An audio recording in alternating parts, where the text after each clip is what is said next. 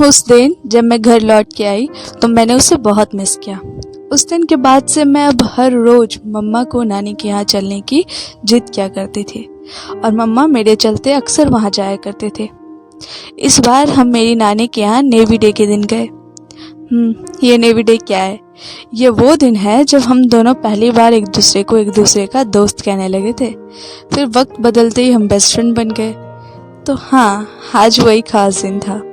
मैंने उसके लिए एक प्यारा सा टी शर्ट लिया था जिस पर नेवी लिखवाया था। हाँ, लेकिन अपनी मम्मी से छुपा के ये टी शर्ट मैंने अपने जमा किए पैसों से लिए थे। मम्मा को बताने पे ऑफ कोर्स वो मना नहीं करती, मगर मेरी दोस्ती किसी की परमिशन का मोहताज तो नहीं। वहां जाने पर मैं सबसे पहले उसके घर गई और उसे मैंने वो टी शर्ट गिफ्ट की। फिर भर दिन हम वो टी शर्ट पहन के घूम रहे थे। उस दिन वो मुझे अपने स्कूल भी ले गई जहाँ उसने मुझे पहली बार उसका बेस्ट फ्रेंड करके बताया।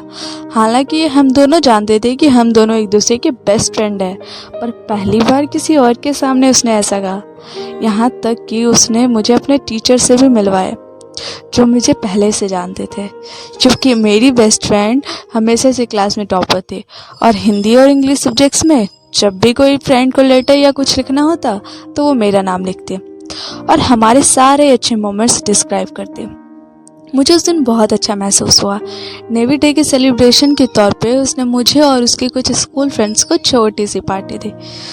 उसके स्कूल में सब ये जान गए थे कि मैं उसकी बेस्ट फ्रेंड हूँ। उस रात को मैं अब तक भूल नहीं पाई, क्योंकि बेस्ट फ्रेंड होना अपने में एक बहुत बड़ी बात होती है और वो मेरे पास थी।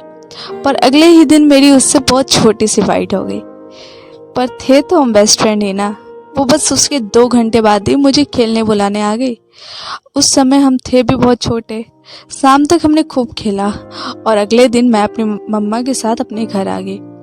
इसके बाद से हमारा मिलना बहुत कॉमन हो गया, क्योंकि मैं ज़्यादातर नानी के यहाँ ही रहा करती थी, मगर सिर्फ कुछ दिनों के लिए।